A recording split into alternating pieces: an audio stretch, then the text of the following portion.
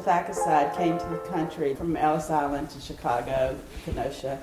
My grandfather worked on the railroad out to Utah, came back, and the way that marriages occurred back then is there were matchmakers. My grandmother's cousin in Charlotte, they decided that my grandfather and my grandmother should get together. And they had actually met on the village in Cartier in Greece. They were several years apart, 10 or 12 years apart. They went to where their people were because they took care of each other.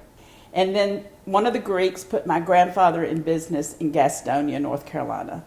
And then they got asked by another relative from Greece to come and open a restaurant here in Anderson. They had several different ones on Main Street he was involved in.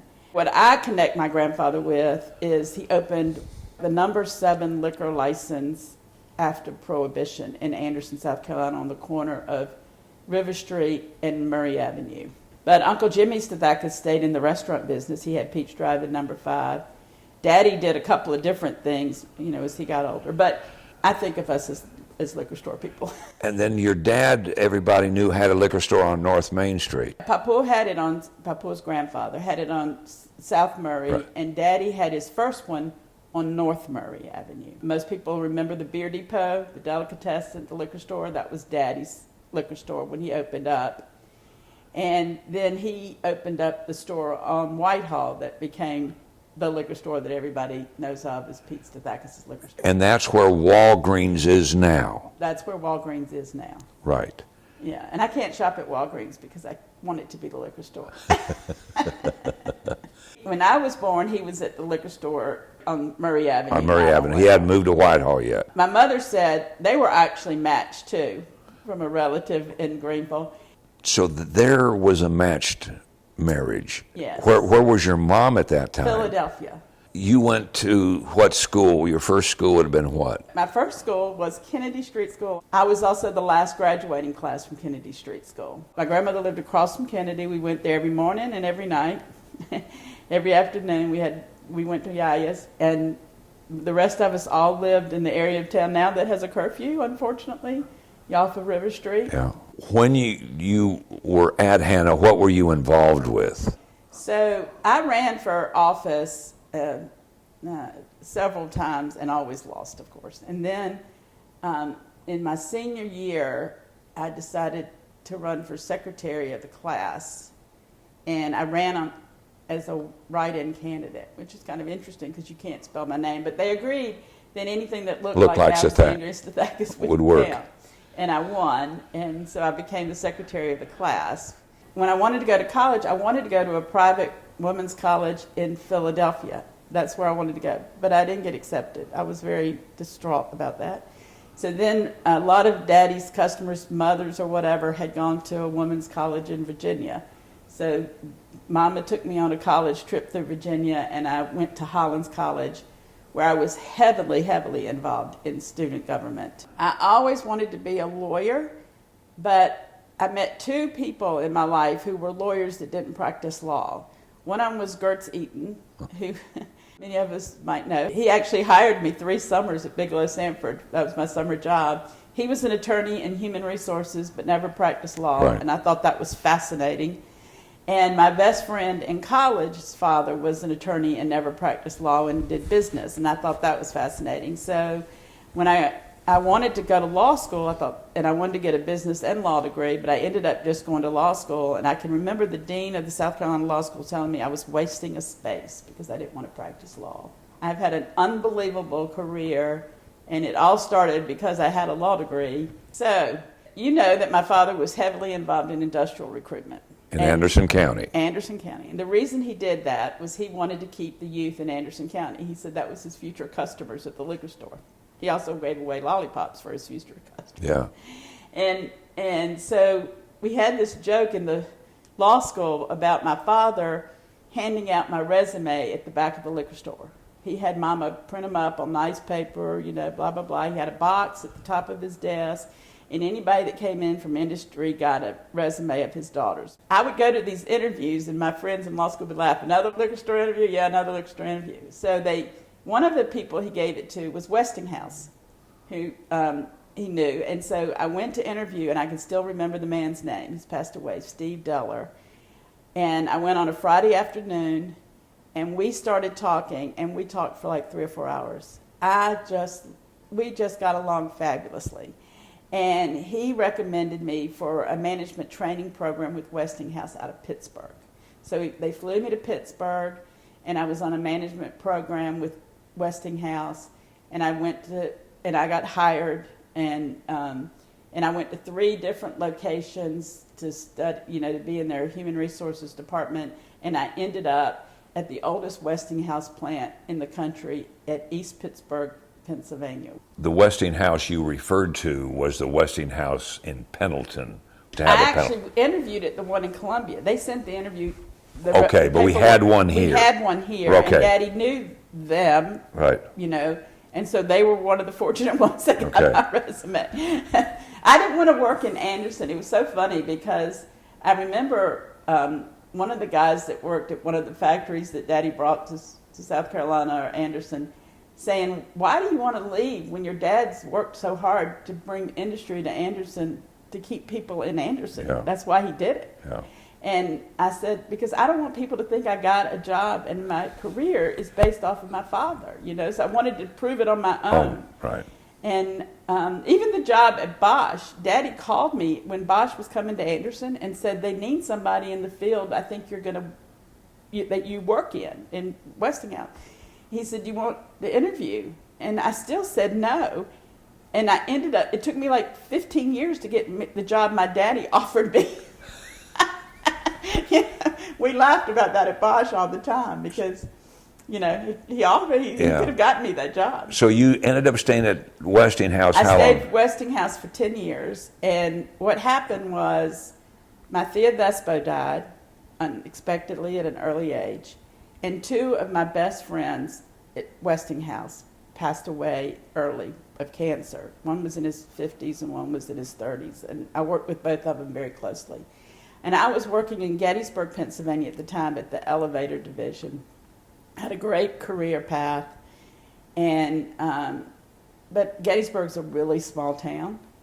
And I was single, and all I was doing was working. Yeah. I was a complete workaholic, working weekends, working nights, working. And when those 3 people died in a year, I said, I'm out of here. I'm going home.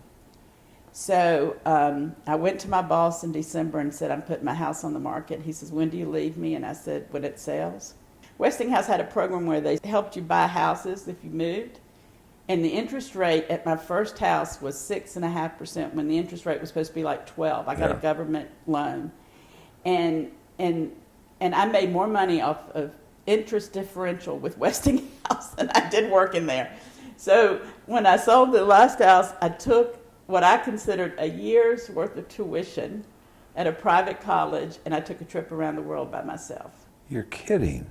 The year was what? It would have been 34 years ago. Before computers, before cell phones, it was backpacking. And what I did was I wrote every tourist agency in New York City for their country, and I had a folder for everything, and then I decided where I was going to go. And then I planned my trip, and I was gone for 4 months. How many countries did you stop in? Somewhere between 15 and 20. What was your favorite? Landscape-wise, Norway and New Zealand. Okay. Big cities at the time would have been like Vienna and Perth. The countries, the cities in Australia were really pretty. Was there one harrowing experience on your 4 months around the world? I had 2 interesting experiences that took me out of my comfort zone. One of them was in Switzerland, and I had a budget. I would always hire any young adult that traveled around the world because you learn so much. And I had a budget every day, and Switzerland's not a budget country. And I'm standing on the street. I had gone to the Visitors Bureau to get a recommendation for a hotel. That's how I used to do it back then. And they sent me down this road, and my 6th sense said, this isn't where you want to stay. So I'm standing on the corner of Geneva trying to figure out where I was going to stay, and there were all these beautiful hotels, and should I splurge? What should I do? And this girl's standing next to me eating an ice cream cone. And to make a long story short, I befriended that girl on the corner, and she was from Atlanta, Georgia, and her father worked for Georgia Pacific. And she was going to marry. She was a chef, and she was going to marry a chef, and she was living at her fiance's parents' home in France, which was right over the border, and she begged me to spend the night at their house. And I ended up, long story short, I ended up doing it, and it was an amazing experience. And her future mother-in-law was so excited because the girl had missed speaking English for such a long time that we just stayed up all night just talking. Yeah. So that was completely out of my comfort zone, that I stayed at this strange person's house. I don't even know where I was or what their name is today. The other out of, comfort zone experience was in New Zealand. And I was supposed to meet friends there. They changed their plans. So I went to the Visitors Bureau. It was the last place on my trip. Well, I had one more, Fiji. But anyway, the last long time. And I went to the Visitors Bureau and said, all right, I have 10 days in New Zealand. This is as much as I'm going to spend in hotels. This is where I want to go, plan my trip. I'm going to the museum. I'll be back in 2 hours. So they planned everything. So I did all kinds of transportation, but on one, the most beautiful thing to do in countries like New Zealand or Croatia or Portugal is to get on a public bus and ride the coastline. It's just gorgeous, and it's so inexpensive. I'm on this bus, and there are these two guys. One of them I knew by name because he started the Backpackers magazine in Australia, and he was from England, and we just started talking, and he was just so fascinating. And he was on a bike, but we were all talking, and they wanted to go bungee jumping. In New Zealand is where it started, Buddy Hackett's bungee jumping. So anyway, they convinced me to go bungee jumping, and this guy, the famous guy in backpacking world, he talked the bus driver into just dropping us off at the bungee jump place in Queenstown. So we get off the bus, and we were the last people that jumped off the bridge. And it was so exhilarating. So anyway, we get back, and he has a bike. And so he's going to ride his bike into Queenstown, 20 miles away. We were planning on taking the bus, but the last bus had left. So the other guy said to me, I said, let's ask the workers. And so we asked all the workers if they would drive us in. They had all full cars. They couldn't do it. And I said, I guess we'll have to get a cab. I mean, I'm 30-something. He's 20-something. Okay. He said, I'm not paying for a cab. He said, we're hitchhiking. I said, I'm not hitchhiking. And he goes, you just jumped off a bridge with the rope tied around your ankles. What do you mean you're not hitchhiking? So, sure enough, we hitchhiked into town, and that was like the scariest thing I've ever done in my life. So, but you end up in Anderson at Bosch, and that's where you spent 29 years as an attorney in their human resources. No, I was not an attorney, and I wasn't in human resources there. I was in materials. I ended up switching and ended up going into purchasing. I did materials there. I never did human resources at Bosch. Okay. I left human resources because I kind of had a feeling that you could do more as a leader outside of human resources in terms of mentoring people and helping people. So I moved out, and my last job was supplier development. So I traveled all over the country in Mexico and Canada trying to make our suppliers more efficient. For those people that didn't know your dad, Pete Stathakis, tell us today what we have as a result of what he did for us. We were joking about the fact that these big corporation presidents and CEOs would come to Anderson, and one of the stops inevitably that they had to make was at the back of your dad's liquor store on Whitehall. My parents left a wonderful legacy in this town, both my mom and my dad, but my dad's legacy is really everybody that works at an industry in this town. The expansion of Michelin is one of the top employers. The fact that Michelin was here brought all these other automotive industries here. You had a very strong influence, and Daddy saw that textile industries were dying, and he said, we have to get other industries here. And he worked, that was his golf game. That was what he had the greatest pleasure doing. He was home every night at 7. He wasn't eating out with these people. He was selling Anderson every single day. And when Michelin had that week here last year, it was funny because Rusty Burns said, we wouldn't be having this week if it wasn't for your dad. So the people that are in this town today working and making a living and Rusty's still contributing, and I can remember Rusty at the back of Daddy's liquor Yeah. store, and Daddy yelling at him, "Rusty, go do this. Rusty, go do that." They know the fruits of this labor, and I just, every time they say to me, Bosch is here because of your father, Westinghouse is here because of your father, Gardestad has left, White Consolidated, all those companies that Daddy brought here, and some left and others came. It just is a source of great pride to me, because he did it to keep people here, and look at us now. I mean, look where we are now. Anderson was his golf game. It really was. Yeah. Yeah. You've retired. I have retired. What are you doing in retirement? I had a bunch of projects like everybody else does. I also planned my 50th high school reunion with a good group of people, and my class gave $1,500 to the radio scholarship at Hannah, which is to support a future teacher of special needs. So that was a really proudful moment. We had a wonderful reunion. And, this city and this town and my schools and my friends are so important to me that I wanted to make sure that 50th reunion was top notch, and we did a good time. I'm trying to figure out what my cause is, and I hate to say that on here because I'm sure I'll start getting some phone calls from people, but I wanted to do something with children. So I'm also I've helped a couple of times pack lunches for United Way.